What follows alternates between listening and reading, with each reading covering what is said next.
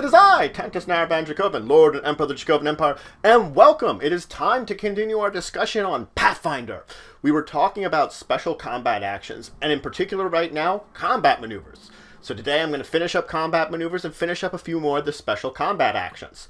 Let's finish talking about those combat maneuvers. Let's start with overrunning. Now this is a standard action. You can either do it as part of a move or part of a charge or just as a standard action on its own. You're effectively bowling through someone to move through their space. You're trying to get to the other side of them and overrun them. Now this action, it provokes an attack of opportunity unless you of course have any kind of feat or special ability prevents it from being so. You can only use it on a creature that's up to a size category larger than you. So if it was 2 size category larger, you couldn't overrun it. Now, if you fail to overrun someone, you actually end your movement right in front of their square. Or if there isn't a square right there, as far back as it would be necessary for you to be on your line, that it would be a legal space to end your turn. If you succeed on it, of course, you move past them. You move through their square. They can choose to let you move through it, and then you don't have to worry about making the check at all. They can just be like, oh, I get out of your way. You don't have to make an attack roll to do this. If you exceed their CMD by 5 or more, you knock them prone. So there might be a good reason to dodge out of the way and let them pass through instead of trying to block an overrun attempt. You might get knocked prone. Now, creatures with more than 2 legs get a bonus. For every leg you have over 2, you get +2 to effectively the DC that a person has to roll to get overrun. So your CMD gets boosted temporarily for extra legs. Now the next combat maneuver I want to talk about is sundering. A sunder is an attempt to attack that you're trying to damage someone's weapon or an item carried in their hand or even something they're wearing. You can sunder armor, a weapon, if they're holding a wand. Anything like that you can sunder. It's a combat maneuver like normal. It provokes an attack of opportunity. It replaces an attack you do, a melee attack. So you do it as part of any kind of melee attack. Instead of a normal attack, you do a sunder. If you should hit the item, you do damage as normal. You effectively are damaging that item. It would its hardness would apply. If any remaining damage goes to its hit points. If it reaches half hit points, it's broken. If it reaches 0, it's destroyed. Now, the thing with sunder is you do have an option of, if you're doing enough damage, you can not sunder to destroy, but to break. You can choose an item that you would be dropping to 0 health or more, instead to drop it to 1 and leave it with the broken condition. It's an actual option that you don't have to destroy anything you're sundering. Now, the last combat maneuver I want to mention is tripping. With a trip attempt, you're attempting to knock someone prone. You make a combat maneuver as normal, it provokes an attack of opportunity. You can do this one in place of a melee attack. So this is another one that you can just do in place of your attack. So you could make bunch of different trip attempts, or just like you could try to trip someone and then follow through with some sword swings if you have multiple attacks. Now, if you succeed, of course it knocks them prone. But if you fail by 10 or more, that's you failing by 10 or more, you get knocked prone instead. So you do kind of leave yourself open a little bit to getting knocked prone if you spectacularly fail. Now, again, this is another one that creatures with more legs get bonuses. For every leg you have over 2, you get +2 to the difficulty it would be to trip you. Now, there are some creatures that can't be tripped. Things that don't have legs, or things that are like an ooze that doesn't have that kind of form, or something that's just flying around. You can't trip it. It's in a position where it's immune to being tripped because it doesn't matter if something knocks into its feet. Now let's move into more special actions you can do in combat. There's the feint action. The feint action is a standard action. You roll a bluff check. The DC is equal to 10 plus your opponent's base attack bonus plus their wisdom modifier. Or, if that opponent is trained in sense motive, it's 10 plus their sense motive bonus, whichever is higher. Now, if you are successful in feinting someone, they lose their dexterity bonus against your next melee attack. But this next melee attack has to be made on your next turn or before your next turn. So effectively, you have until your next turn. So if you get an attack of opportunity against this person, you would get it. Or if you do an attack on their next turn, you would get it. Now, feinting does not provoke an attack of opportunity, so you can just do that as a standard action on your turn. And there is a time you can do it as a move action. If you have the improved feint feat, you can feint as a move action. And it actually, if you want to try feinting, that might be suggestible. Now, if you're trying to feint something that's not humanoid, you have a -4 penalty to your bluff check in order to feint it because of the physical differences in attempting to make someone effectively look over there.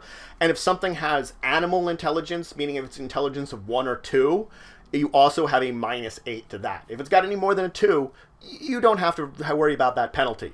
Now, if it has no intelligence whatsoever, so let's think like ooze or vermin, you can't feint it. It's too dumb. It's too much instinct. It won't understand, look over there. Like an animal, you could be like, look over there, and do some motions, and it might be tricked by you. But if it's something that's just like this pile of slime, it's not going to fall for it. So the last thing I want to talk about today is mounted combat. Mounted combat is you're on top of a horse, or a pony, a riding dog, something like that, some kind of other creature, and you're riding it around in battle. Now, if that creature is not trained to fight, it's not combat trained, then you have to make a DC 20 ride check every turn to control it, effectively keeping it under control. And that's a move action. If you're successful, you still can make a standard action. You still get one thing you can do. Unfortunately, if you fail, it becomes a full round action instead of a move. Meaning if you fail, you basically, in order to at least keep your horse from like running off, you have to take your entire round to do that. Now, if you're controlling your mount, you effectively have it move. It uses its turns on your move action. And what it would normally do is it would make a move or a double move or a run or a charge, something like that. That would be its action. You would use your move to instigate it to do some type of move type action. Now you can fight while mounted. What you want to do is you have to make a DC 5 ride check as a free action on your turn in order to use your knees to control your mount. So you might have already gotten it under control or not earlier, but effectively now, let's say you had made your check at the beginning of the turn. If it's not combat trained, you can make a DC 5 ride check afterwards in order to keep it going with just your legs. If you are fighting something smaller than your horse, because the two of you take up the same square, so that's what the thing is. Normally, let's say it's a horse, it's a 10 by 10 area it's taking up. You're in that, sort of in the center of that. You're effectively in the same square as it, taking up the same space. So if you take something smaller, you get +1 to attack it because you have the higher ground. If you're attacking something of the same size or larger, you don't get any such bonuses. Now, if you're fighting with melee, if your mount moves any more than 5 feet, you can't make a full attack. So it's similar to when I move more than 5 feet, I can't make a full attack. It's the same for the mount. And you have to wait till your mount gets to the enemy to make that attack. You're effectively setting yourself up to hit that, especially if your mount's moving around a lot. Now, no matter what kind of movement your mount does, you don't get any penalties to your attack. And again, as I said earlier, you can actually charge while mounted. I sort of briefly mentioned it in the movements. So you could have your mount double move forward and get one good swing in, at the end of it. That would be effectively the same. On the other hand, your mount could double move too. Now, you can have ranged combat while mounted. If your mount is only doing one movement, you can fire a single arrow. You get a -4 firing arrows. If your mount is doing a double move, you get -8. So it's a pretty big penalty. Thing about ranged combat while mounted is no matter what your horse kind of movement your horse is doing, you can get a full attack on. That means you just don't get just a single attack. I can get my full round of attack. So I go twang, twang, twang, twang, twang as my horse is charging by. I'm getting a -8, but I can do it. Now you can cast spells while mounted. Unfortunately, it gives you sort of violent motion. If your horse only moves its normal speed, I have to do a DC 10 plus spell level concentration check from the movement to cast my spells. If it's doing anything more than that, double move, running, that sort of thing, it's DC 15 plus spell level concentration check for me to cast my spell while mounted because it's going so fast and it's extra speed, more jostling. Now, should your mount be falling over, you can attempt not to fall with it.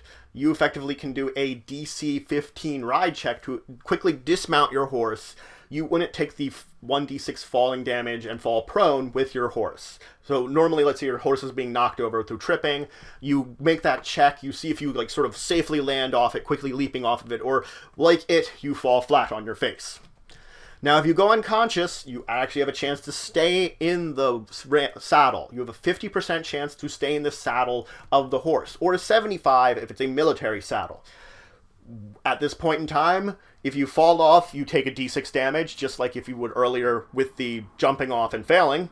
But also, if you're not controlling your horse, whether you actually fall off or not, if you're not controlling it at all, it will avoid combat. It will run off. It will do its best to get you out of the battle, which may or may not be helpful, because if you're unconscious and bleeding, it could just run away with you, and your friends may never see you again. So that's it for today. I finished talking about the combat maneuvers. I talked about overrunning, I talked about sundering, and I talked about tripping. And then I moved into a couple more things that are special kind of actions in combat with feinting and talking about mounted combat. The next time I'm going to finish up the special actions and start talking about the special initiative actions you can do in combat. So if you have any questions, comments, anything you want to say, anything you think I left out, please leave in the comments below. Please like, share, and subscribe to the channel. Shows your support for the Empire and all the work I do. And until the next time, I bid you farewell.